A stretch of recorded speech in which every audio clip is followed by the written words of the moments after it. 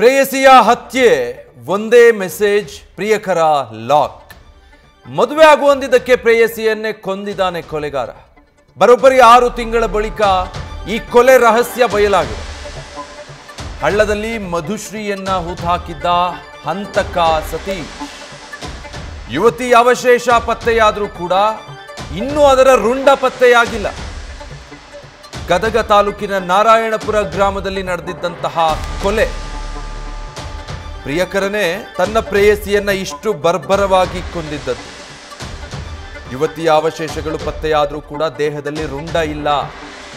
ಪ್ರೇಯಸಿಯನ್ನೇ ಇಷ್ಟು ಬರ್ಬರವಾಗಿ ಕೊಂದಿದ್ದಂತಹ ಹಂತಕ ಈಗ ಲಾಕ್ ಆಗಿದ್ದಾನೆ. 5-6 ವರ್ಷದಿಂದ ಪ್ರೀತಿಯಲ್ಲಿದ್ದಂತೆ ಈ ಸುಹಾಸ್ ಮತ್ತೆ ಯುವತಿ ಸತೀಶ್ ಹಿರೇಮಠ ಮಧುಶ್ರೀ ತನ್ನ ಮದುವೆ ಮಾಡ್ಕೋ ಅಂತ ಸತೀಶ್ಗೆ ಒತ್ತಾಯಿಸ್ತಾ ಇದ್ರಂತೆ. ಮಧುಶ್ರೀ ಎಂಬ ಯುವತಿ, ಕೊಲೆಯಾಗಿರುವಂಥ ಯುವತಿ. ಬೆಂಗಳೂರಿಗೆ ಹೋಗೋಣ ಬಾ ಅಂತೇಳಿ ರಾತ್ರಿ ಕರೆಸಿ ಸತೀಶ್ ಈಕೆಯನ್ನು ಸುತ್ತಾಡಿಸಿದ್ದಾನೆ. 2024 ಡಿಸೆಂಬರ್ 16 ರಾತ್ರಿ ಮಧುಶ್ರೀ ಜೊತೆ ಸತೀಶ್ ಸುತ್ತಾಟ ನಡೆಸಿದ್ದಾನೆ. ಈ ವೇಳೆ ತನ್ನ ಜಮೀನಲ್ಲಿ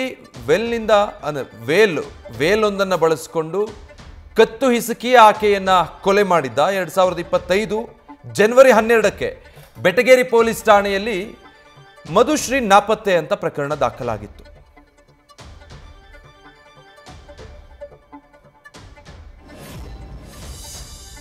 ತನ್ನನ್ನು ಮದುವೆ ಆಗಬೇಕು ಅಂಥೇಳಿ ಇವನಿಗೆ ಫೋರ್ಸ್ ಮಾಡ್ತಾ ಇರ್ತಾಳೆ, ಮದುವೆ ಮಾಡ್ಕೊ ಅಂಥೇಳಿ. ಸೊ ಆ ಒಂದು ಇದಕ್ಕೆ ಅವನಿಗೆ ಇಬ್ಬರಿಗೂ ಸ್ವಲ್ಪ ಜಗಳ ಆಗ್ತದೆ.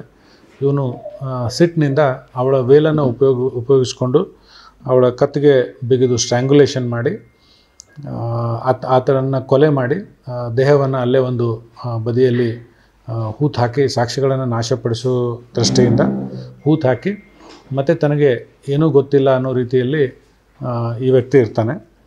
ವಿಚಾರಣೆ ಸಮಯದಲ್ಲಿ ಈ ಒಂದು ಘಟನೆ ನಡೆದ ಬಗ್ಗೆ ಮಾಹಿತಿ ಬಂದ ತಕ್ಷಣ ನಮ್ಮ ಅಧಿಕಾರಿಗಳು ಸರ್ಕಾರದ ಪರವಾಗಿ ಕಲಂ ಅಂದರೆ ಒಂದು ಕೊಲೆ ಪ್ರಕರಣವನ್ನು ದಾಖಲಿಸಿಕೊಂಡು ತನಿಖೆ ಕೈಗೊಂಡಾಗ ಈ ಒಂದು ವಿಷಯ ಗೊತ್ತಾಗಿ ಮುಂದಿನ ಒಂದು ಕೊಲೆ ಪ್ರಕರಣ ದಾಖಲಿಸಿಕೊಂಡು ತನಿಖೆ ಕೈಗೊಂಡು ಸದರಿ ವ್ಯಕ್ತಿಯನ್ನು ದಸ್ತಗಿರಿ ಮಾಡಿ ಈಗ ಮುಂದಿನ ತನಿಖೆ ಕೈಗೊಳ್ಳಲಾಗ್ತಾಯಿದೆ.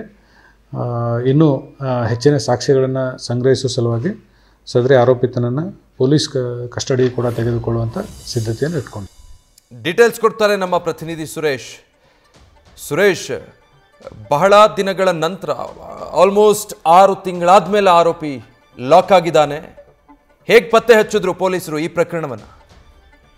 ಹೌದು ವಿಜಯ್, ಏನು ಗದಗ ತಾಲೂಕಿನ ನಾರಾಯಣಪುರ ಗ್ರಾಮದಲ್ಲಿ ಈ ಒಂದು ಘಟನೆ ನಡೆದಿರುವಂತದ್ದು. ಪ್ರಮುಖವಾಗಿ ಇದು ಘಟನೆ ನಡೆದು 6 ತಿಂಗಳಾಗಿತ್ತು. ಅದಾದ ನಂತರ ಈ 6 ತಿಂಗಳ ಅಂದ್ರೆ ಆಕಿ ಮಿಸ್ಸಿಂಗ್ ಆದ ಒಂದು ತಿಂಗಳ ನಂತರ ಏನು ಗದಗ ನಗರದ ಬೆಟಗೇರಿ ಬಡಾವಣೆ ಪೊಲೀಸ್ ಸ್ಟೇಷನ್ ಅಲ್ಲಿ ಒಂದು ಮಿಸ್ಸಿಂಗ್ ಪ್ರಕರಣ ದಾಖಲಾಗುತ್ತೆ. ಆದ ಮಿಸ್ಸಿಂಗ್ ಪ್ರಕರಣ ಜಾಡು ಹಿಡಿದಂತ ಪೊಲೀಸರಿಗೆ ಸಾಕಷ್ಟು ಗೊಂದಲಗಳು ಸೃಷ್ಟಿಯಾಗಿರುತ್ತೆ. ಯಾಕಂತಂದ್ರೆ ಈಕಿ ಎಲ್ಲಿ ಮಿಸ್ಸಿಂಗ್ ಆಗಿರ್ಬೋದು ಅನ್ನೋಂಥದ್ದು ಕೂಡ ಸಾಕಷ್ಟು ಗೊಂದಲ ಇತ್ತು.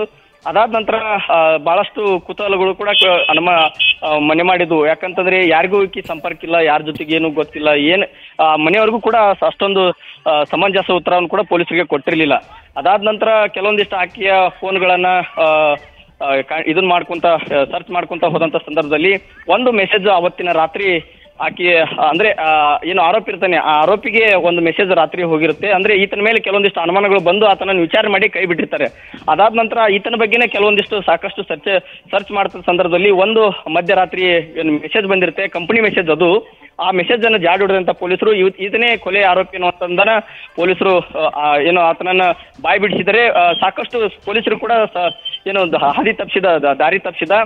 ಹೀಗಾಗಿ ಪೊಲೀಸರು ಕೂಡ ಯಾರು ಇರ್ಬೋದು, ಎಲ್ಲಿ ಮಿಸ್ಸಿಂಗ್ ಆಗಿರ್ಬೋದು ಕೂಡ ಸಾಕಷ್ಟು ಗೊಂದಲ ಇತ್ತು. ಅದಾದ ನಂತರ ಆತನನ್ನ ಒಂದು ಬೇರೆ ಬೇರೆ ಆಯಾಮಗಳಲ್ಲಿ ಆತನನ್ನ ವಿಚಾರಣೆ ಮಾಡಿದ ಸಂದರ್ಭದಲ್ಲಿ ನಾನೇ ಕೊಲೆ ಮಾಡಿದ್ದು ಅನ್ನುವಂಥದ್ದನ್ನ ಆರೋಪಿ ಒಪ್ಕೊಂಡಿದ್ದಾನೆ. ಹೀಗಾಗಿ ಆತ ಇದು ಬಹಳ ಒಂದು ರೀತಿ ದೃಶ್ಯ ಫಿಲ್ಮ್ ನ ರೀತಿಯಲ್ಲಿ ಆತ ಈ ಕೊಲೆ ರಹಸ್ಯವನ್ನ ಸಾಕ್ಷಿ ನಾಶ ಮಾಡೋದಕ್ಕೆ ಬಹಳಷ್ಟು ಪ್ರಯತ್ನ ಪಟ್ಟಿದ್ದ.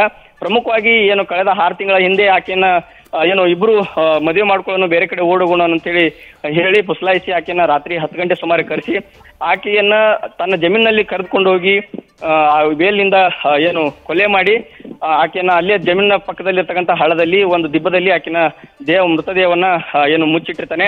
ಅದಾದ ನಂತರ ಕೆಲವು ತಿಂಗಳ ನಂತರ ಒಂದೊಂದೇ ಆಕೆಯ ಭಾಗಗಳು ಅಂದ್ರೆ ಕೈ ಆಗಿರ್ಬೋದು, ಕಾಲಾಗಿರ್ಬೋದು, ಬುರುಡೆ ಆಗಿರ್ಬೋದು, ಈ ತರ ಅಲ್ಲಿನ ಪ್ರಾಣಿಗಳು, ನಾಯಿ ಆಗಿರ್ಬೋದು, ಬೇರೆ ಬೇರೆ ಪ್ರಾಣಿಗಳು ಆತ ತಿನ್ನೋ ಸಂದರ್ಭದಲ್ಲಿ ಹೊರಗೆ ಬಂದಂತ ಸಂದರ್ಭದಲ್ಲಿ ಆತ ಉಳಿದಂತ ಎಲ್ಲ ಏನು ಭಾಗಗಳಿರ್ತವೆ ಅವುಗಳನ್ನ ಮತ್ತೆ ಬೇರೆ ಬೇರೆ ಅಲ್ಲೇ ಅಕ್ಕಪಕ್ಕದಲ್ಲಿ ಮುಚ್ಚಿಟ್ಟಿರ್ತಾನೆ.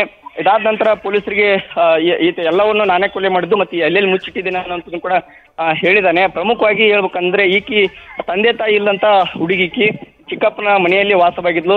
ಈ ಹುಡುಗನು ಕೂಡ ಈ ಕ್ರಿಮಿನಲ್ ಬ್ಯಾಕ್ ಗ್ರೌಂಡ್ ಇರುವಂತ ಕೆಲವೊಂದಿಷ್ಟು ಘಟನೆಗಳು ನಡೆದಿರುವಂತದ್ದು. ಇಂಥವನನ್ನ ಈಕಿ ಪ್ರೀತಿಸಿದ್ಲು, ಈತನನ್ನೇ ಮದುವೆ ಮಾಡ್ಕೋಬೇಕಂತೇಳಿ ಒತ್ತಾಯ ಮಾಡ್ತಿದ್ಲು. ಇದೇ ಕಾರಣಕ್ಕೆ ಆಕಿ ಮದುವೆ ಮಾಡ್ಕೊಳ್ಳೋಕೆ ಇಷ್ಟ ಇರದಿದ್ದ ಕಾರಣಕ್ಕೆ ಕೊಲೆ ಮಾಡಿರುವಂತದ್ದು. Vijay, thank you Suresh.